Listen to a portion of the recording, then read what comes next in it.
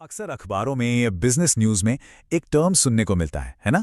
FDI यानी foreign direct investment या प्रत्यक्ष विदेशी निवेश। चलिए आज इसी एफडीआई को थोड़ा आसान भाषा में समझते हैं कि आखिर ये है क्या और काम कैसे करता है। कभी सोचा है कि हमारे हाथ में जो स्मार्टफोन है या जो गाड़ियां सड़कों पर दिखती हैं या फिर वो सुबह की कॉफी, इन सब में एक कॉमन बात क्या हो सकती है? सुनने में शायद अजीब लगे, पर इन सब में एक कनेक्शन है। जी हाँ, हो सकता है इन सब के पीछे फॉरेन डायरेक्ट इन्वेस्टमेंट का हाथ हो।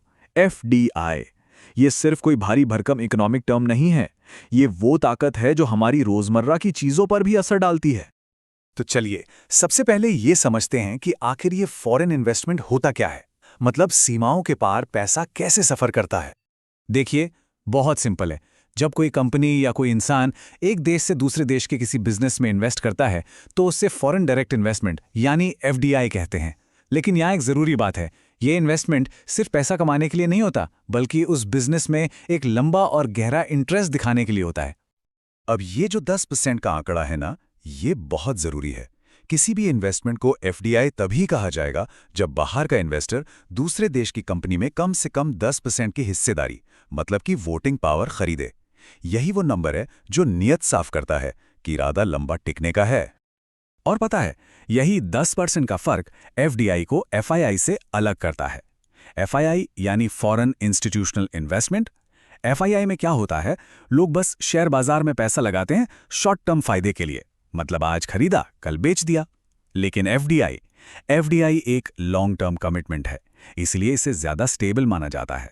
अच्छा, तो अब ये तो समझ आ गया कि एफडीआई क्या है, पर क्या सारे एफडीआई एक जैसे होते हैं? नहीं, असल में इसके भी 3 अलग अलग फ्लेवर या कह लीजिए 3 अलग अलग तरह की स्ट्रैटेजी होती हैं। अब इस टेबल को देखिए, बहुत आसानी से समझ आ जाएगा। पहला है हॉरिजॉन्टल, मतलब एक जापानी कार कंपनी ने भारत की किसी कार कंपनी में पैसा लगा दिया, सेम इंडस्ट्री। दूसरा है वर्टिकल, इसमें सप्लाई चेन में इन्वेस्ट किया जाता है। जैसे अमेरिका की कोई फोन कंपनी है और उसने एक चार्जर बनाने वाली विदेशी फैक्ट्री में पैसा लगा दिया। और तीसरा है कॉन्ग्लोमरेट, इसमें तो इंडस्ट्री का कोई लेना देना ही नहीं होता। सोचिए, जर्मनी की कार कंपनी भारत में साबुन की फैक्ट्री में इन्वेस्ट कर रही है, बिल्कुल अलग। तो ठीक है, एफडीआई क्या है, कितने तरह का होता है, ये सब समझ लिया। पर अब सवाल ये है कि ये विदेशी पैसा भारत जैसे देश में आता कैसे है, इसके रास्ते क्या हैं? तो देखिए, भारत में एंट्री के लिए मोटे तौर पर 2 रास्ते हैं। एक को कहते हैं ऑटोमेटिक रूट, और मजाक में इसे बॉम्बे रूट भी कह देते हैं। क्यों? क्योंकि इसको आरबीआई यानी हमारा सेंट्रल बैंक मैनेज करता है। इसमें ज्यादातर सेक्टर्स के लिए सरकार से पहले पूछने की जरूरत नहीं होती, काम तेजी से हो जाता है। और दूसरा है गवर्नमेंट रूट, जिसे दिल्ली रूट भी कहते हैं। यहाँ सरकार से, मतलब सेंट्रल मिनिस्ट्री से पहले मंजूरी लेनी पड़ती है। ये रास्ता खास तौर से सेंसिटिव या स्ट्रैटेजिक सेक्टर्स के लिए है। चलिए अब जरा आंकड़ों पर नजर डालते हैं, देखते हैं कि भारत में एफडीआई के सबसे बड़े खिलाड़ी कौन हैं, मतलब पैसा आ कहां से रहा है और जा कहां रहा है। तो पैसा आ कहां से रहा है? भारत में इन्वेस्ट करने वाले टॉप देशों में हैं सिंगापुर, मॉरिशस और अमेरिका। ये वो देश हैं जहां से सबसे ज्यादा एफडीआई भारत में आता है। जाहिर है, इन देशों के साथ भारत के जो मजबूत आर्थिक रिश्ते हैं वो इसका एक बड़ा कारण है। ठीक है, पैसा इन देशों से आ रहा है, पर जा कहां रहा है, कौन से सेक्टर्स में?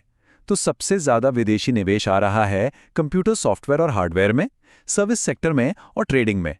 ये दिखाता है कि दुनिया भारत की टेक्नोलॉजी और सर्विस इकोनॉमी पर कितना भरोसा करती है। लेकिन एक मिनट, क्या विदेशी कंपनियां कहीं भी पैसा लगा सकती हैं? नहीं, ऐसा बिल्कुल नहीं है। कुछ सेक्टर्स हैं जो एफडीआई के लिए पूरी तरह से बंद हैं। इनमें शामिल हैं एटॉमिक एनर्जी, लॉटरी का बिजनेस, जुआ, रेलवे ऑपरेशंस। इन सब में विदेशी निवेश की इजाजत नहीं है। तो ये सब बातें हो गईं, आंकड़े देख लिए, पर बड़ा सवाल यह है कि एफडीआई इतना जरूरी क्यों है? ये सिर्फ बैलेंस शीट पर दिखने वाले नंबरों से कहीं ज्यादा है। देखिए, एफडीआई अपने साथ सिर्फ पैसा नहीं लाता, वो उससे कई ज्यादा लेकर आता है। सोचिए, जब बाहर की कोई कंपनी यहाँ फैक्ट्री लगाती है तो वो अपने साथ नई टेक्नोलॉजी लाती है, मैनेजमेंट के नए तरीके लाती है। इससे यहाँ नौकरियां पैदा होती हैं, कंपटीशन बढ़ता है और इसका सीधा फायदा हम सबको मिलता है। हमें बेहतर प्रोडक्ट्स और सर्विसेज मिलती हैं। और अगर इसके स्केल की बात करें तो जरा इस नंबर को देखिए। 2021-22 के फाइनेंशियल ईयर में भारत में $83.57 बिलियन का एफडीआई आया था। ये एक रिकॉर्ड था। इससे अंदाजा लगाया जा सकता है कि ये कितना बड़ा खेल है। तो ये साफ है कि एफडीआई पूरी दुनिया की इकोनॉमी को एक धागे में पिरो रहा है। ये देश की सीमाओं को धुंधला कर रहा है। तो जाते जाते एक सवाल ये उठता है कि जैसे जैसे ये ग्लोबल इन्वेस्टमेंट और बढ़ेगा, ये भविष्य में हमारे लिए और क्या कुछ नया बनाएगा और क्या नई चुनौतियां लाएगा।